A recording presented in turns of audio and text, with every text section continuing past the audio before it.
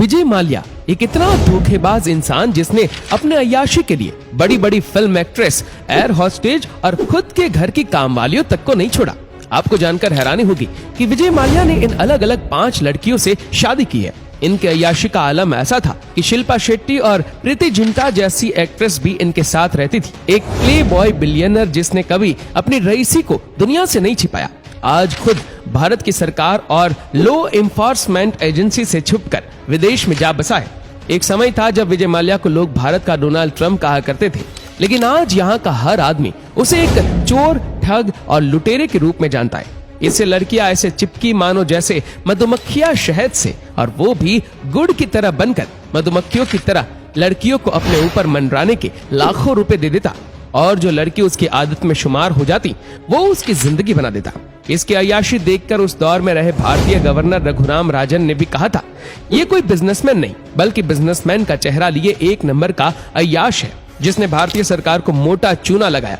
आज के वीडियो में हम आपको अय्याशों के सबसे बड़े अय्याश और भारत के सबसे बड़े गद्दारों में से एक विजय माल्या के बारे में कुछ ऐसी बातें बताएंगे जिसको सुनने के बाद आप विजय माल्या को ठग कम और एक ठरकी ज्यादा बुलाएंगे। तो चलिए शुरू करते हैं। एक अमीर घर में पैदा हुआ एक ऐसा लड़का जिसका बचपन एक आम लड़की की तरह ही गुजरा। हालांकि उसके पिता एक एंटरप्रेन्योर थे जो बड़ी बड़ी कंपनीज में अपना पैसा इन्वेस्ट करते थे। फाइनेंशियल रिस्क लेना उसके पिता विठल माल्या का शौक था, लेकिन उनका लड़का विजय माल्या एक आम इंसान की तरह जीता।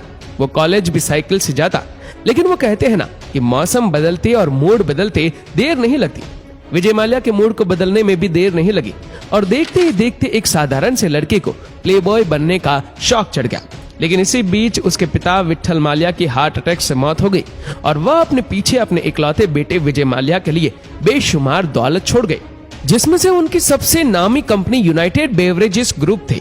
उस दौर में इस कंपनी में केमिकल फर्टिलाइजर, स्पिरिट और पेंट जैसी चीजों को बनाया जाता था। लेकिन विजय माल्या ने इसी के साथ ही इसमें न्यूज़पेपर, मैगजीन और किंगफिशर बियर के काम को भी जोड़ लिया और देखते ही देखते वो अमीर होता चला गया। भले ही वो प्लेबॉय नहीं बन पाया, लेकिन उसके प्लेबॉय वाली सोच नहीं बदली। वो जब भी किसी खूबसूरत महिला को देखता उसका मुरीद हो जाता। एक तरह से औरत उसकी कमजोरी थी। सन 1986 की बात है। वो एयर इंडिया की फ्लाइट से अमेरिका की यात्रा कर रहा था। इस फ्लाइट की एक एयर होस्टेस पे उसका दिल आ गया, जिसके बाद उसने उससे शादी कर ली। इस एयर होस्टेस का नाम था समीरा त्यागजी, जिसके साथ विजय माल्या का सिद्धार्थ माल्या के नाम से एक बेटा भी है। हालांकि इसी के साथ ही वो अपने पैसों का रौब भी दिखाता था। उसने अमेरिका के कैलिफोर्निया, साउथ अफ्रीका के जोहानिसबर्ग और इंग्लैंड के लंदन जैसे रिहायशी इलाकों में कई प्रॉपर्टीज खरीद ली थी। और इसके बाद सन 1993 में वो एक रेखा नाम की महिला के प्यार में पड़ गया, जो कि एक बिजनेस वुमन होने के साथ ही एक सोशल वर्कर भी थी। हालांकि जब रेखा से विजय माल्या ने शादी की तो विजय माल्या ने इससे पहले सिर्फ समीरा त्यागजी से ही शादी की थी, लेकिन रेखा ने इससे पहले प्रताप चेती अप्पा और शाहिद महमूद जैसी अमीर हस्तियों से शादी की थी। विजय माल्या की रेखा के साथ लियाना, लैला और तानिया नाम की 3 लड़कियां थी।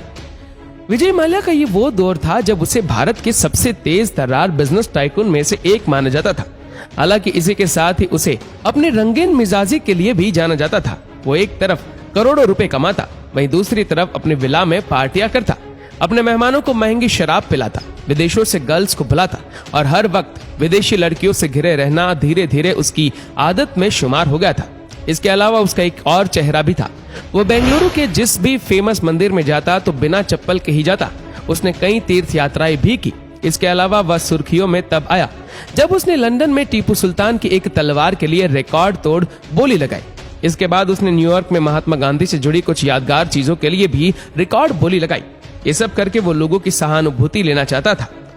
इन सब दिखाओं के बाद भी लोग उसे the king of good times कहने लगे, लेकिन उसके दिमाग में जो चल रहा था वो सिर्फ वही जानता था।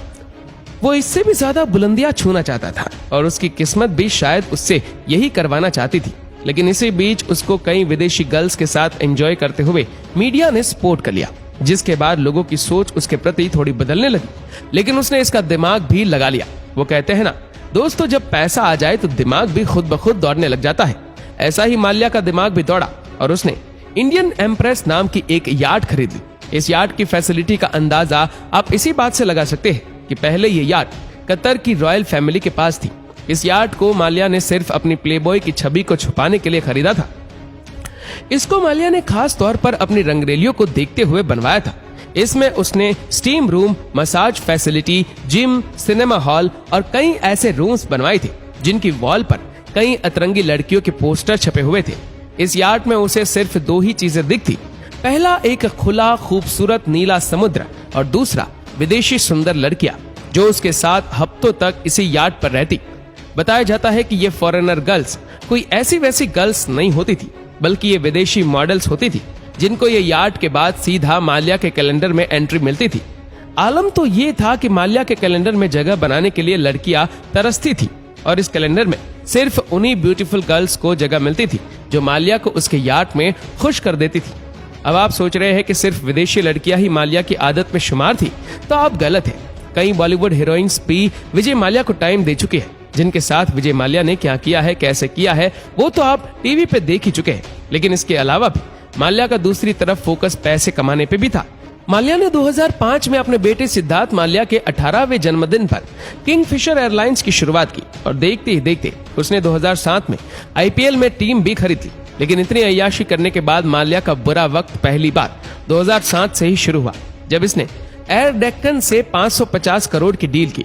इस डील में विजय माल्या की तरफ से लगा सारा पैसा कर्ज का था, जो इसे 17 बैंकों से लोन के तौर पर मिला था।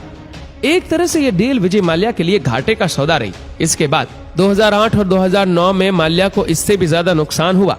हालात ऐसे हो गए कि ये किंगफिशर में काम करने वाले अपने कर्मचारियों को सैलरी तक नहीं दे पा रहे थे।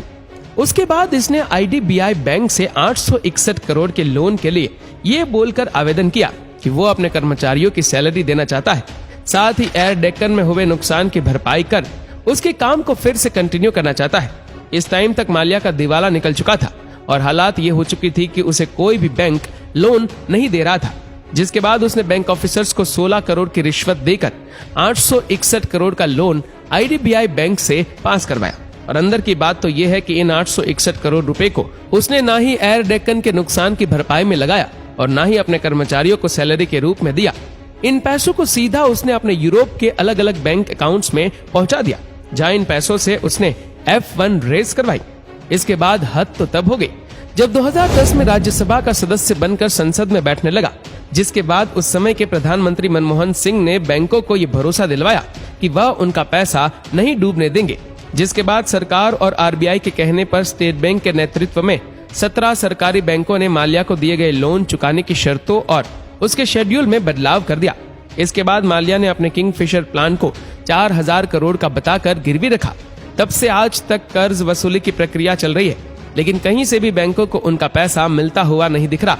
सरकार कह रही है कि उनके पास माल्या की 9000 करोड़ की प्रॉपर्टी है, लेकिन इतनी प्रॉपर्टी में से उसकी अभी तक सिर्फ एक ही प्रॉपर्टी बिकी है, जो है माल्या का गोवा में किंगफिशर विला, जो कि 3 नाकाम नीलामियों के बाद जाकर बॉलीवुड एक्ट्रेस सचिन जोशी ने मात्र 73 करोड़ में खरीदा है। इसके अलावा माल्या के किसी भी प्रॉपर्टी को खरीदने के लिए कोई आगे नहीं आ रहा।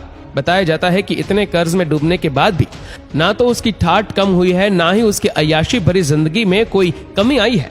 वो अभी भी लड़कियों के साथ रिलेशन बना रहा है और उसकी लेटेस्ट वाइफ पिंकी लालवानी है, जो कि एक खूबसूरत एयर होस्टेस है। इन दोनों की मुलाकात 2011 में एक फ्लाइट के अंदर हुई थी। तब से आज तक इन दोनों का प्यार अपने परवानों पर है। लेकिन आपकी जानकारी के लिए बता दें, 2 मार्च 2016 से विजय माल्या फरार है और आज तक इसे भारत वापस लाने के लिए सरकार ने तमाम कानूनी दाव पेच आजमा लिए, लेकिन किसी न किसी तरह से वो हमेशा बच जाता है। लेकिन हैरानी की बात तो ये है कि ये भारत से भागा कैसे, जबकि इसके खिलाफ लुकआउट नोटिस जारी था, जिसका मतलब होता है कि अपराधी देश से बाहर नहीं जा सकता और इमिग्रेशन काउंटर पर पहुंचते ही उसकी गिरफ्तारी हो सकती है। लेकिन उसके बावजूद भी माल्या देश से फरार हो गया। और चौंकाने वाली बात तो ये है कि माल्या भारत से अकेला नहीं भागा, बल्कि वो अपने 755 सूटकेस लेकर भारत से लंदन भागा था। अब कैसे भागा था, इसके बारे में सरकार ने कोई ऑफिशियल अनाउंसमेंट नहीं की है, लेकिन इतना जरूर है कि विजय माल्या ने अपने पावरफुल कॉन्टैक्ट्स के जरिए सिस्टम में वो जुगाड़ बना लिया था जिससे वो लंदन 9-2-11 हो सके। बताया जाता है कि इसके पीछे पूरी एक ठगों की टीम है, जो कदम कदम पर माल्या के लिए रास्ता बनाती रहती है और उसकी मुश्किलें आसान करती रहती है।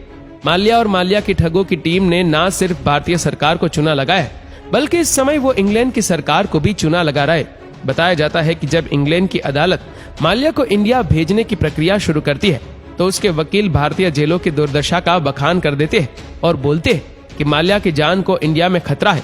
इतना ही नहीं, माल्या अपने केस को लड़ने के लिए भी ब्रिटेन की सरकार से ये कहकर पैसे लेता है कि उसकी संपत्ति सीज की गई है और उसे न्याय पाने के हक से बेदखल नहीं किया जा सकता। आज माल्या आराम से अपनी बची हुई जिंदगी भारत से बेहतर इंग्लैंड में गुजार रहा है और अपने शौक को पूरा कर रहा है। क्या माल्या भारत वापस आएगा या नहीं, नीचे कमेंट करके जरूर बताएं। और ऐसी ही और भी अमेजिंग फैक्ट वीडियो को देखने के लिए नीचे कमेंट बॉक्स में हमारे यूट्यूब चैनल की लिंक दी गई है, उस पर क्लिक करके चैनल को सब्सक्राइब करें और बेल आइकन दबाएं ताकि हमारे हर लेटेस्ट वीडियो की अपडेट आपको मिलेगी सबसे पहले। धन्यवाद।